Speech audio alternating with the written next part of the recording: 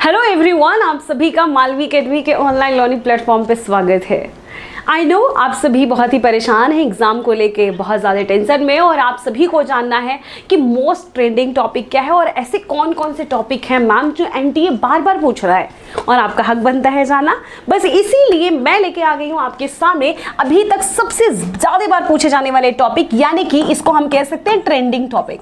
ठीक है, अभी तक ऐसे कौन से टॉपिक हैं जो बार बार पूछे गए हैं। अगर मेरी मानो तो ऐसा कोई स्पेसिफिक तो नहीं है, बट हाँ कुछ ऐसी चीज़ें हैं जिसके बारे में आपको ध्यान रखना है। जैसे आप सभी को पता है अभी फिलहाल के लिए जो इकोनॉमिक्स है उसको दो पार्ट में डिवाइड कर दिया गया है, राइट। तो एक को हम कहते हैं माइक्रो इकोनॉमिक्स और दूसरे को क्या कहते हैं, मैक्रो इकोनॉमिक्स। आप सभी को पता है। अब देखो माइक्रो में जो 5 चीज़ें कौन कौन सा, introduction to micro economics, consumer theory है, डिमांड है, इलास्टिसिटी ऑफ डिमांड है, सप्लाई है, कॉस्ट है एंड रेवेन्यू है। अब इसमें से जो सबसे ज़्यादा पूछे जाने वाले चैप्टर्स है वो सभी हैं, यानी कि अभी तक जो पेपर में देखा गया, जो अभी तक 13 से अभी तक जितने भी पेपर हो गए सब में माइक्रो का जो वेटेज था बेटा 25 से 30 क्वेश्चन का है। यानी कि अभी तक जितने भी पेपर हुए अधिकतर में जो माइक्रो का वेटेज है 25 क्वेश्चन से 30 क्वेश्चन तक का है। और 30 क्वेश्चन है, इसका मतलब कि सारे टॉपिक को टच किया, इसका मतलब इंट्रोडक्शन भी टच किया है, इसका मतलब कंज्यूमर थ्योरी, डिमांड भी टच किया, इसका मतलब इलास्टिसिटी ऑफ डिमांड, इसका मतलब इलास्टिसिटी ऑफ सप्लाई, इसका मतलब मार्केट स्ट्रक्चर टच किया, इसका मतलब कॉस्ट टच किया, इसका मतलब रेवेन्यू टच किया है, इसका मतलब मार्केट स्ट्रक्चर टच किया है। ठीक है, ये सारे के सारे ऐसे टॉपिक हैं जो बार बार पूछे जाने वाले हैं। अब इन सब में से भी कौन सा ऐसा टॉपिक है जो आपके लिए बहुत इंपॉर्टेंट है आने वाले दिनों में, कॉस्ट एंड रेवेन्यू। कॉस्ट से ऐसा देखा गया कि इससे न्यूमेरिकल क्वेश्चन पूछे जाने वाले हैं। ठीक है, मतलब अभी जो पूछे जा रहे पेपर्स में न्यूमेरिकल क्वेश्चन बहुत ही ज़्यादा पूछे जा रहे हैं। अब देखो इतना तो आपके लिए सबसे आसान है, और आपको पता है इलास्टिसिटी ऑफ डिमांड का एक न्यूमेरिकल आपको देखने को मिलेगा ही मिलेगा। एनी हाउ आपको इतना तो पता है कि आपको हर पेपर में एक क्वेश्चन देखने को मिलेगा। रही बात कॉस्ट की, तो जैसा कि मैंने बता दिया न्यूमेरिकल कुछ है, प्रैक्टिस कर लेना। और इन सब में जो टाइप ऑफ क्वेश्चन में जो ट्रेंडिंग टाइप है वो है सीक्वेंस वाला। बेटा सबसे ज्यादा जो मोस्ट आस्क्ड क्वेश्चन है बेटा वो सीक्वेंस वाले, तो जितना ज्यादा हो सके सीक्वेंस वाले क्वेश्चन को प्रैक्टिस करिए। जैसे लॉ ऑफ वेरिएबल प्रोपोर्शन को प्रैक्टिस करिए, जैसे कि कैसे इलास्टिसिटी ऑफ डिमांड काम करता है उसके बारे में फोकस करिए, मार्केट स्ट्रक्चर का प्राइस डिटरमिनेशन कैसे काम करता है उसके बारे में पढ़िए, रेवेन्यू एंड कॉस्ट के बारे में पढ़िए, डिटेलिंग जरूर करिए और बढ़िया से पढ़िए। ठीक है, बात करते हैं मैक्रो का। मैक्रो इकोनॉमिक्स में जो आज पेपर हुआ, यानी कि आज है आपका 20 मई को जो पेपर हुआ है उसमें जो मोस्ट आस्क्ड क्वेश्चन है वो है आपका 21 मई को जो पेपर हुआ उसमें जो मोस्ट आस्क्ड टॉपिक है बेटा नेशनल इनकम है। अभी तक नहीं पूछा जा रहा था, अभी तक नेशनल इनकम से इक्का दुक्का क्वेश्चन पूछा जा रहा था, बट नाउ एनटीए ने प्रूफ कर दिया कि भैया हम एक भी टॉपिक नहीं छोड़ेंगे। अभी तक हम छोड़ रहे थे क्योंकि ऊपर ऊपर वाली चीज़ें उठा रहे थे, लेकिन अब नहीं छोड़ेंगे। इसका मतलब अभी तक जो टॉपिक एनटीए ने टच नहीं किया था अब उसकी बारी है, और नेशनल इनकम में अभी तक ज़्यादा वेटेज नहीं देखा गया था, लेकिन फिलहाल के लिए आज के पेपर में बहुत ज़्यादा वेटेज देखा गया किसका, नेशनल इनकम का। तो नेशनल इनकम प्लीज़ पढ़िए, इसमें अधिक से अधिक वैल्यू एडेड मैथड को, ठीक है, वैल्यू एडेड मैथड में सीक्वेंस वाला 2 मिनट का काम है, इसको जरूर पढ़िए। प्रिकॉशन पढ़िए, प्रिकॉशंस के अलावा जो आपको पढ़ना है सर्कुलर फ्लो ऑफ इनकम, इसको भी रिपीट करिए। ठीक है, जितना ज़्यादा हो सके रिवाइज करिए, जीडीपी डिफ्लेटर पढ़िए। ये सारी चीज़ें नेशनल इनकम का एक एक चीज़ डिटेल में डिस्कशन करिए खुद के साथ, खुद को रिवाइज करवाइए बार बार।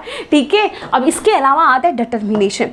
कल के पेपर में यानी कि 22 को जो पेपर होने वाला उसमें जो मोस्ट आस्क्ड क्वेश्चन, मेरा जो प्रेडिक्शन है ये इस चैप्टर से सबसे ज़्यादा होने वाला, क्योंकि आज के पेपर में नेशनल इनकम का वेटेज बहुत ही ज़्यादा था। इसी बेसिस में मैं कह पा रही हूँ कि जो कल का पेपर होगा ना बेटा उसमें determination of income and employment के बहुत ही ज़्यादा क्वेश्चन होंगे, और इसमें आपको न्यूमेरिकल 110% देखेंगे।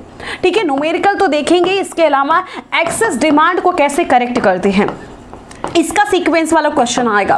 ठीक है, इसके अलावा डेफिसिट डिमांड को कैसे करेक्ट करती है इसका भी सीक्वेंस वाला क्वेश्चन आएगा। तो आपको पता होना चाहिए कि एग्जैक्टनेस क्या है, एग्जैक्ट टॉपिक कहाँ है, कहाँ से पढ़ना है।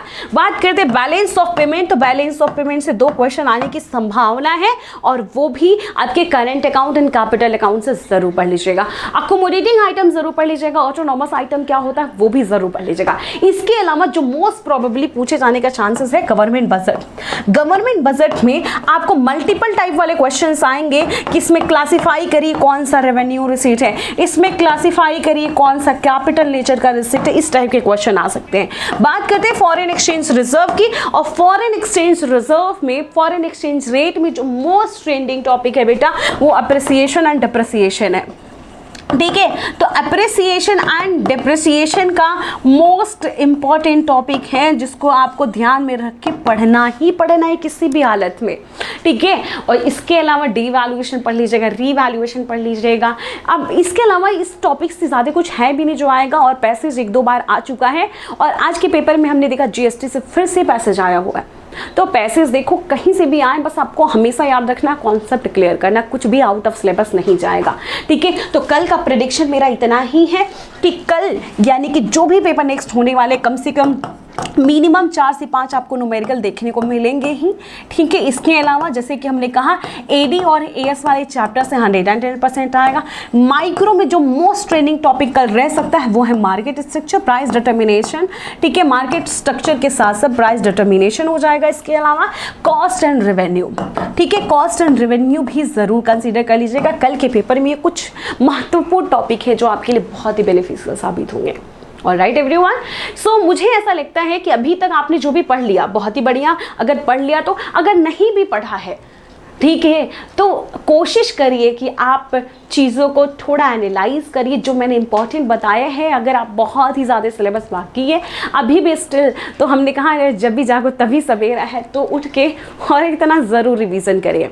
कल एग्ज़ाम देने से पहले रिवीजन करके ज़रूर जाएगा। बाकी पूरे मालवी एकेडमी और मेरा आप सभी के साथ आशीर्वाद है। Wishes, good wishes to all of you, and I know आप अच्छा करोगे। बस थोड़ी सी मेहनत कर लो और थोड़े एफर्ट्स लगाओ, रिवीजन करो। रिवीजन से बेटर टूल कुछ नहीं हो सकता। मैं तो कहती हूँ 10 टॉपिक पढ़ने से बेटर है कि आप एक टॉपिक को 10 बार पढ़ो, और ये बहुत महान लोगों ने कहा है। ठीक है, तो उम्मीद करेंगे कि आप बहुत ही बढ़िया से इस चीज़ पे काम करेंगे एंड आने वाले एग्ज़ाम आपके बहुत ही अच्छा जाए। Thank you everyone, thank you very much.